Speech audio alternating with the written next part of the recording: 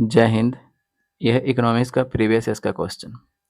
और थोड़ा-सा ज़िंदगी में खुद को शांत रखिए। जितना ज़्यादा आप शांत रखिएगा, दिमाग उतना ज़्यादा सोच पाएगा, दूर तक सोच पाएगा। क्योंकि आपको पता है कि शांत पानी जब होता है, तब गहराई तक देखा जा सकता है। पता है नहीं? गंदे पानी में आप गहराई तक नहीं देख सकते हैं। इसलिए अपने माइंड को साफ रखिए। जितना साफ-सुथरा रखिएगा ना, बहुत दूर तक देखिएगा। झूठ-मूठ की उल-झुलूलू की बातों में बिल्कुल नहीं रहना है। बाबू, सोना, खाना-पीना सब बकवास की बातें हैं। पैसा आपके पास रहेगा, सब कुछ हो जाएगा। और जब पैसा होगा, तब आप सोचिएगा कि हाँ, क्या करना चाहिए। तो अभी जो आपको टास्क दिया गया है, उस पर फ़ोकस कीजिए, ठीक है? चलिए, ईमानदारी से काम कीजिए। आप अपने प्रति जितना ईमानदार रहिएगा, ज़िंदगी में तरक्की उतना ज़्यादा कर सकते हैं। ईमानदारी अगर नहीं है, तो गलत है। चलिए, ईमानदारी मेहनत की हम बात कर रहे हैं। चलिए इसके बाद आगे देखते हैं क्या बोला गया है, क्वेश्चन पे सीधा करते हैं प्रहार। निम्नलिखित किस वर्ष बजट में जीएसटी का पहली बार उल्लेख किया गया है? देखिएगा, अब पहले जीएसटी की बात आ जाता है ना, तो सबसे पहले हम जीएसटी को देख लेते हैं। ये जीएसटी, अच्छा जीएसटी का तो सबको फुल फॉर्म तो सबको पता है, इतना आसान चीज़ तो थोड़ी नहीं है पूछने वाला, पहले पूछे जाते थे। अब लेकिन जानते हैं, जिसमें आपका मोबाइल नंबर पता है नहीं, आपका मोबाइल नंबर जिसमें उनको उनका मोबाइल नंबर आपको एकदम पूरा ओठवा पर याद होगा एकदम। होता है ना, 10 डिजिट का जो याद रहता है वो ओठवा पर याद रहता है। उसी तरह से ये वाले जो होता है, ये वाले कितने डिजिट का होता है, तो ये वाला 15 डिजिट का होता है। जीएसटी कितने डिजिट का है? 15 डिजिट का नंबर है। ये जीएसटी की बात करते हैं तो हमारे संविधान में कौन सा संविधान संशोधन हुआ था? तो 101वां संविधान संशोधन हुआ था और इसके तहत में ये जीएसटी को लागू किया गया था। तो कब? अरे भैया, कब लागू किया गया था? ये तो कुछ बताइएगा नहीं। हाँ, हाँ, बिल्कुल। अगर बात करते हैं इसकी कब लागू की, तो 1 जुलाई को। कब? तो 1 जुलाई को 2017 को क्या कर दिया गया था? लागू कर दिया गया था, ठीक है? तो इसके पहले हमें तो कुछ और पूछा है, भैया तुम कुछ और बता रहे हो। अबे बताते हैं, रुक जाओ 1 मिनट। अभी देख लो यहाँ पे, अब देख लो भाई यहाँ पे क्या होता है कि 2006-7 की बात करते हैं। 2006-7 में क्या था कि उस टाइम के वित्त मंत्री कौन थे? तो उस टाइम के वित्त मंत्री थे पी चिदम्बरम, ठीक है? पी चिदम्बरम, आप उनको जानते होंगे, ऐसा बात नहीं है, अभी भी देखते होंगे। तो पी चिदम्बरम अपना घोषणा कर रहे थे, उद्घोषणा बजट जब पेश करते हैं तो घोषणा करते हैं नहीं, तो उसी टाइम जीएसटी के बारे में प्रावधान बोले थे, ठीक है? सबसे पहले बात किए थे उसी टाइम, यही बजट में किए थे 6-7 के बजट में। लेकिन उस टाइम गवर्नमेंट किसकी थी? तो उस टाइम गवर्नमेंट थी, पता है? कांग्रेस की। और बीजेपी अपोजिशन पार्टी में थी और बीजेपी ने एकदम धर के उखाड़ फेंका मतलब क्या, एकदम हड़िया बर्तन लेकर के विरोध करने लगा। ये जीएसटी लागू नहीं, लागू होना चाहिए, ये है वो है। और फिर उसके बाद में क्या करती है, मोदी गवर्नमेंट आती है और 1 जुलाई 2017 को जीएसटी को लागू कर देती है। तो समझ में आ गया। अब देखिएगा जीएसटी से आर्टिकल से कुछ संबंधित जो है उसके बारे में देख लेते हैं। तो आर्टिकल 246 का ए जो जानते हैं क्या कहता है? जीएसटी से संबंधित विशेष प्रावधान। इसमें क्या है, तो विशेष प्रावधान की बात किया गया है। किसका? तो विशेष प्रावधान, ये जीएसटी से संबंधित है, ठीक है?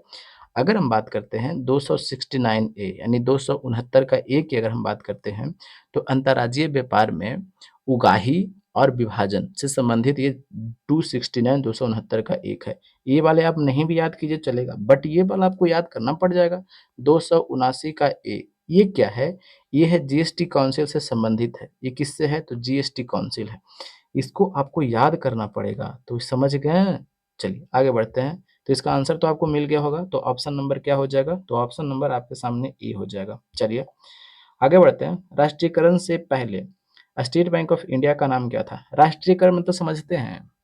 सबसे पहले समझिए कि राष्ट्रीयकरण मतलब क्या होता है। सरकार जो होती है ना, अपने पास ले लेती है। यानी मान लिया कि बाय द वे आपने कोई कंपनी खोला और फिर आपका बड़ा कंपनी हो गया, सरकार कह दी कि हम राष्ट्रीयकरण कर रहे हैं, ठीक है? मतलब कि हम तुमसे ले रहे हैं, बस ये सरकारी धन है, हो गया ये, ठीक है? तो देखिएगा बताते हैं कब की बात हद करते हैं। देखिएगा बैंक ऑफ बॉम्बे, ठीक है, बैंक ऑफ कोलकाता और बैंक ऑफ मद्रास, ये तीनों को मिला करके संयुक्त रूप से 1921 ईस्वी में इंपीरियल बैंक ऑफ इंडिया बना दिया गया। इंपीरियल बैंक ऑफ इंडिया बना दिया गया कब?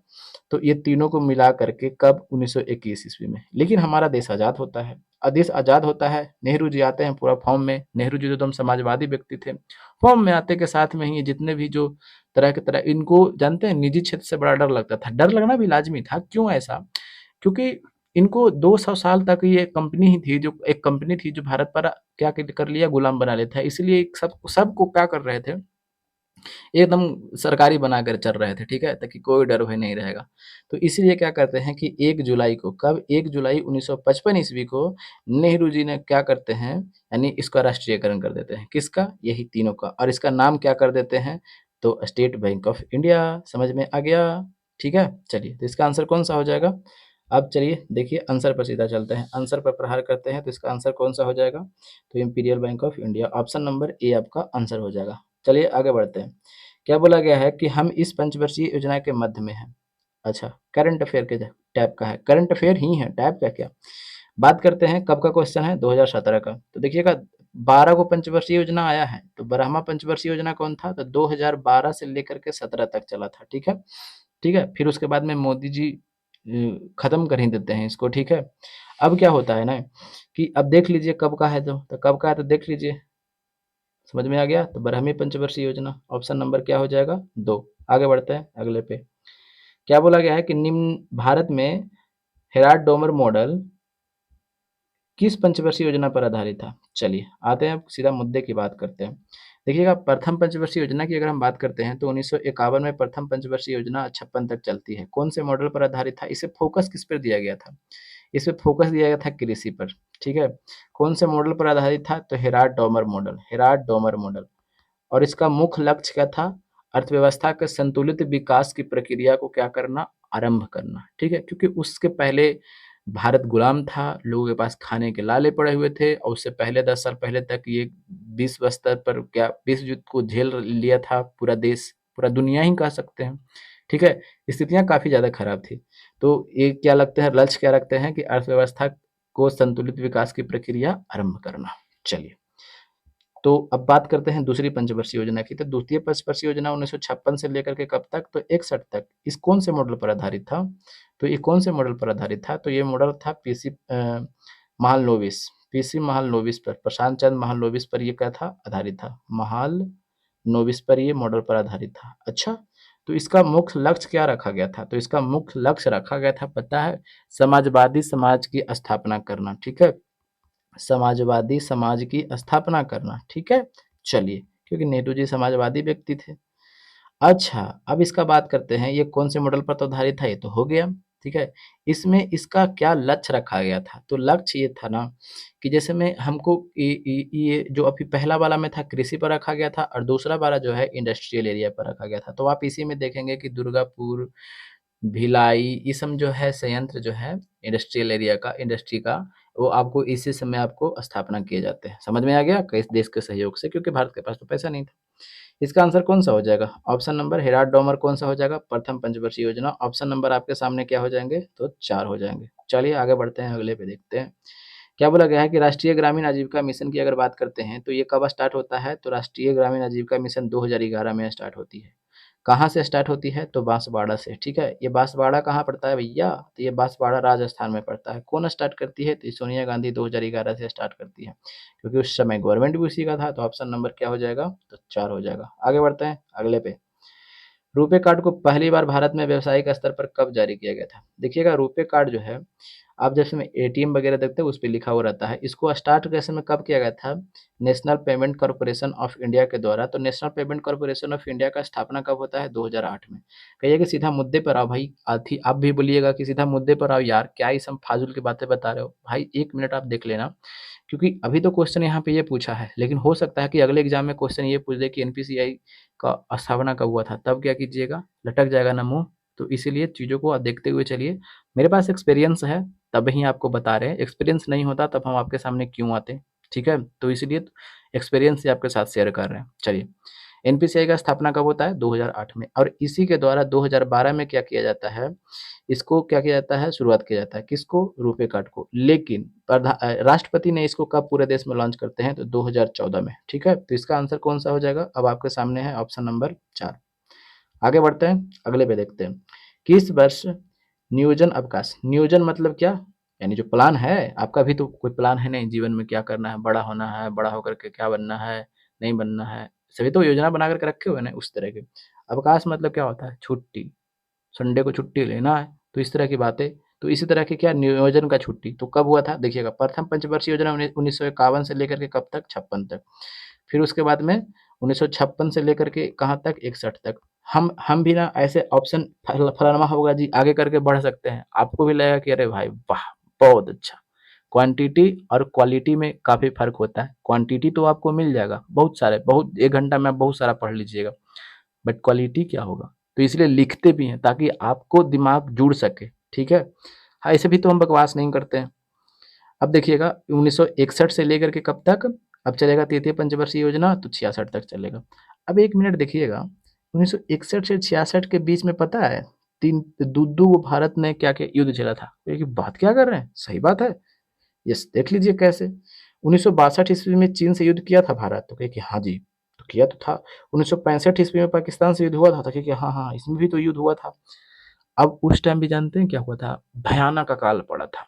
लाल बहादुर शास्त्री ने क्या बोले थे कि जैसे में उन्होंने अन्न बचाने के लिए बोला था कि आप 1 दिन का उपवास तक रखिए, ठीक है? अपने घर में अपनी पत्नी को बोले थे कि आप 1 दिन का उपवास रखो। जब हम 1 दिन का उपवास नहीं रख सकते हैं, तो हमारे देश की जनता क्या उपवास रखेगी, ठीक है?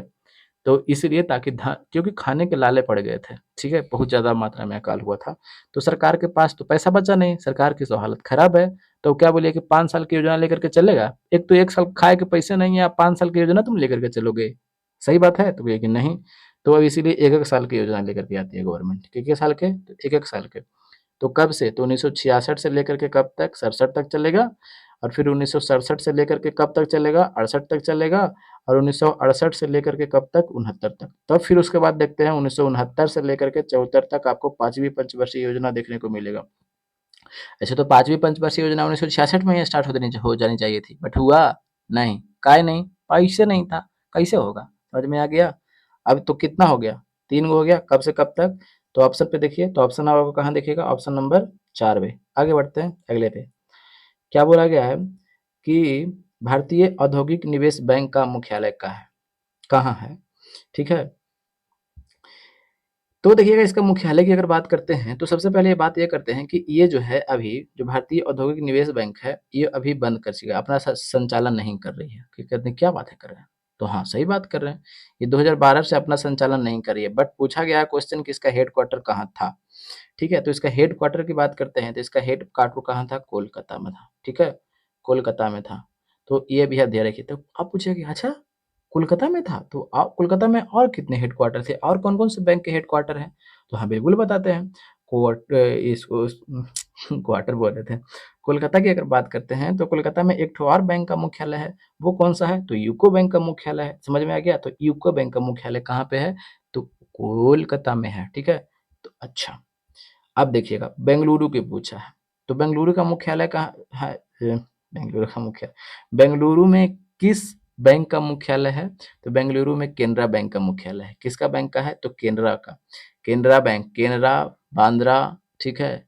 ठीक है? केनरा, बांद्रा और बेंगलुरु। याद आ रहा है कुछ? समझ में आ रहा है? कनेक्ट कर रहे हैं? अब देखिएगा।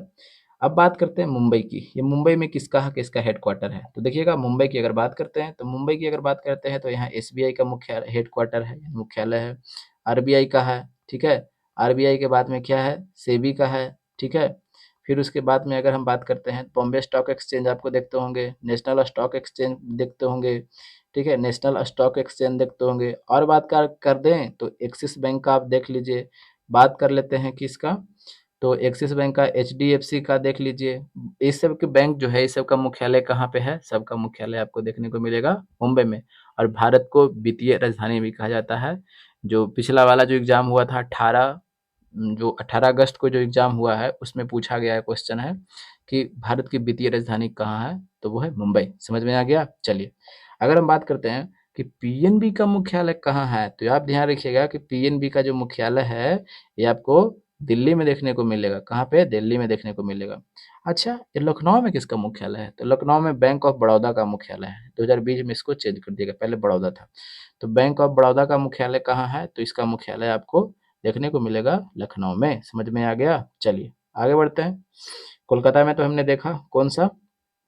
तो यूको बैंक का देखा, ठीक है? चलिए आगे बढ़ते हैं अगले पे। तो इसका आंसर कौन सा हो जाएगा? कोलकाता ही होगा ना? चलिए आगे बढ़ते हैं अगले पे। मिशन इंद्रधनुष कहाँ आरंभ हुआ था? मिशन इंद्रधनुष पता है क्या था? मिशन इंद्रधनुष जो थे मोदी जी द्वारा शुरू किया गया था। ये था ना कि जो 2 वर्ष के बच्चे हैं और जो गर्भवती महिला है उसको टीकाकरण करवाना है, ठीक है? उससे संबंधित था ये, यानी टीकाकरण से संबंधित था। तो इसको जो उद्घाटन किया गया था बड़नगर गुजरात से किया था, बड़नगर गुजरात से किया गया था। तो इसका आंसर कौन सा हो जाएगा? ऑप्शन नंबर आपको 3। आगे बढ़ते हैं अगले पे देखा गया। क्या बोला गया है कि प्रधानमंत्री जन औषधि योजना का मुख्य उद्देश्य क्या है? तो योजना है, आप इसको देख भी सकते हैं क्योंकि करंट अफेयर के रूप में पूछा गया है, तो कभी भी टपक सकता है, तो अब एक बार पढ़ लीजिए। तो इसका मुख्य उद्देश्य था कि पूरे देश में, कहाँ पे? तो पूरे देश में आपको उचित दाम पर, यानी जो बेसिक जो आपको होना चाहिए नॉर्मल दाम पर, पूरे परिवार को क्या करना? दवा उपलब्ध करवाना, ठीक है? उच्च दाम पर आपको दवा उपलब्ध करवाना, ठीक है? तो इसका आंसर कौन सा हो जाएगा? ऑप्शन नंबर 4, ठीक है? चलिए आगे बढ़ते हैं अगले पे। सार्वजनिक या निजी क्षेत्र का वर्गीकरण। सार्वजनिक मतलब पब्लिक, निजी मतलब समझते हैं, अरे प्राइवेट।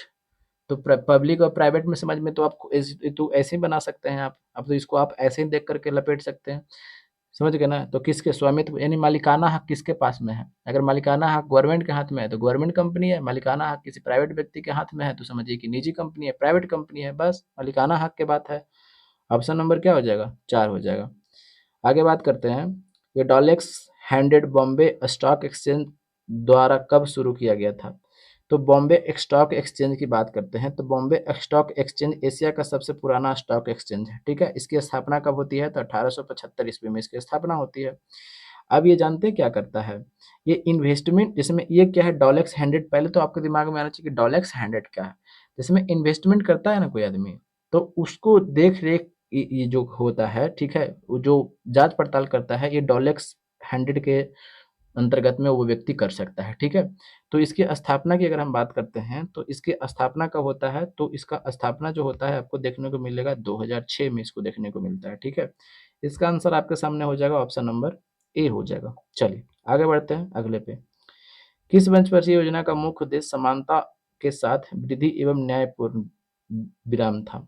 देखिएगा, समानता एवं न्यायपूर्ण की घोषणा की अगर बात करते हैं तो देखिएगा, अब बच्चे कंफ्यूज करेंगे, कंफ्यूज नहीं करना, ठीक है? पहले देख लेते हैं पहली पंचवर्षीय योजना का उद्देश्य क्या था। तो पहली पंचवर्षीय योजना का उद्देश्य क्या था? तो क्या अर्थव्यवस्था को संतुलित विकास की प्रक्रिया आरंभ करना, ठीक है? अर्थव्यवस्था के संतुलित विकास की प्रक्रिया आरंभ करना। और दूसरा, समाजवादी समाज की स्थापना करना, ठीक है? और तीसरा क्या था? सबको नहीं याद करना है, अब 3 गो पीछे से याद कर लीजिए और धीरे-धीरे आप याद कीजिए, एक के दिन याद कीजिएगा नहीं तो नहीं याद होगा, ठीक है? अर्थव्यवस्था को क्या करना? संतुलित बनाना, ये अर्थव्यवस्था को आत्मनिर्भर बनाना, तृतीय पंचवर्षीय योजना की बात कर रहे हैं। अर्थव्यवस्था को आत्मनिर्भर बनाना और स्वतः ही स्फूर्त अवस्था में पहुँचाना, ये तृतीय पंचवर्षीय योजना का उद्देश्य था। और 9वाँ पंचवर्षीय योजना न से नौ और न से न्यायपूर्ण, याद हो गया? चलिए, तो इसका आंसर कौन-सा हो जाएगा? 9वीं पंचवर्षीय योजना, ऑप्शन नंबर क्या हो जाएगा? 4। आगे बढ़ते हैं अगले पे। देखिएगा, आप इस चैनल से जुड़े हैं तो हम आपको गारंटी देते हैं कि आप अगर लगातार देख रहे होंगे वीडियो, आपको बहुत एहसास हो गया हो कि हाँ, पहले से हम कुछ अब सीख रहे हैं ज़्यादा, ठीक है? अगर रेगुलरिटी मेंटेन करके रखे हुए होंगे तो। चलिए, आगे क्या बोला गया कि भारत में प्रथम पेमेंट गेटवे रुपए की शुरुआत कब हुई? अभी अभी हमने चर्चा किया गया था। तो ये कौन थे राष्ट्रपति के द्वारा, यानी उस टाइम राष्ट्रपति कौन थे? 2014 में कौन रहेंगे? तो प्रणब मुखर्जी। तो आंसर कौन सा हो जाएगा?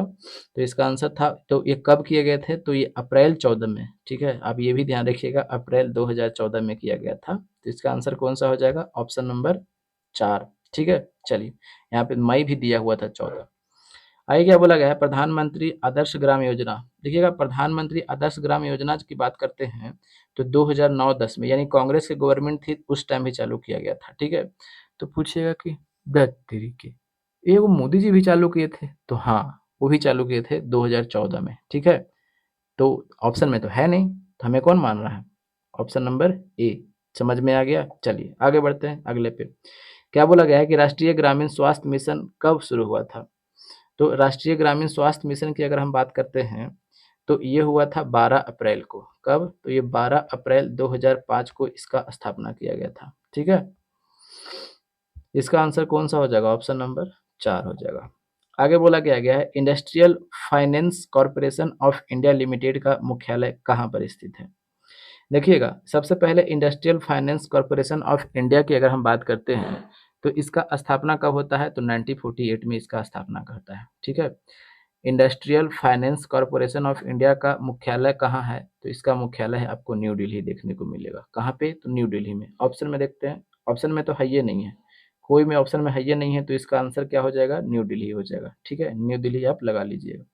पीडीएफ लेना है तो टारगेट जीएस बाई मान सिंह टेलीग्राम चैनल पर सर्च कर लीजिएगा, वहाँ पे ज्वाइन करने के बाद में आपको पीडीएफ मिल जाएगा। एक मिनट थोड़ा सा रुक जाइएगा, मैं बिल्ली आ गया था तो उसको भगाने गए थे, दूध गिरा देता ना। ठीक है, समझ में आ गया, तो इसका आंसर क्या हो जाएगा, न्यू दिल्ली हो जाएगा। चलिए आगे बढ़ते हैं, अगले क्वेश्चन पे देखते हैं। ठीक, देखिएगा अब क्या बोला गया है, कौन सा एक व्यवसायिक संगठन नहीं है। देखिएगा ये सब क्वेश्चन बहुत अच्छे क्वेश्चन है। ठीक है, तो इसलिए प्रीवियस इस क्वेश्चन पर थोड़ा कमांड करके रखिएगा, यही क्वेश्चन आपको अगले एग्जाम में आपको देखने को मिलेगा। ठीक है, देखिएगा ये भारतीय मेडिकल एसोसिएशन की बात करते हैं, तो ये भारतीय मेडिकल एसोसिएशन का स्थापना कब होता है, यानी इंडियन मेडिकल एसोसिएशन की बात करते हैं, इंडियन मेडिकल एसोसिएशन की स्थापना होता है 1948 में। ये क्या है, ये क्या है, जैसे में आप दवाइयों की बिक्री वगैरह जो होता है ना, इसके इसी इसी से संबंधित और इसी के अंतर्गत में किए जाते हैं। ठीक है, तो ये तो व्यावसायिक संगठन हो गया, तो काम खत्म हो गया इसका। अच्छा, Indian federation of working journalist की बात करते हैं, तो जर्नलिस्ट की अगर बात करते हैं तो क्या जर्नलिस्ट आपको आपको व्यावसायिक संगठन आपको देखने को नहीं मिल रहा है, तो हाँ ये इसका स्थापना कब होता है, तो ये 1950 ईस्वी में इसका स्थापना होता है, और ये एक व्यावसायिक संगठन है। ठीक है, एक व्यवसायिक संगठन है तो ये भी नहीं होगा, ये भी व्यवसायिक संगठन है, ये भी व्यवसायिक संगठन है। ठीक है, अब देखते हैं bar council of India. Bar council of India का स्थापना कब होता है, 1961 में। ये क्या होता है, जैसे में वकील जो होता है ना, वकील, तो वकील के जो ट्रेनिंग वगैरह है, जो सब कुछ जो जो आचरण उसका है, वो सब ये सब निर्धारण कौन करता है, ये सब बार काउंसिल ऑफ इंडिया काम करता है। ठीक है, इसी के तहत में उसको क्या आचरण होना चाहिए, क्या करना चाहिए, क्या नहीं करना चाहिए, जो भी कार्रवाई वगैरह जो मैंने सब समझिए कि ये सब यही काम करेगा, कौन, तो बार काउंसिल ऑफ इंडिया। समझ में आ गया, तो समझिए, तो ये क्या, ये एक की वैधानिक आयोग है, क्या है, एक वैधानिक आयोग है। तो आप ये व्यवसायिक आयोग इसको कह सकते हैं, व्यवसायिक मतलब जो कारोबार करता है, ये क्या कारोबार कर रहा है, नहीं ना, क्योंकि ये वैधानिक आयोग है, साफ साफ बोला गया कि वैधानिक आयोग है, इसका स्थापना 1961 में होता है।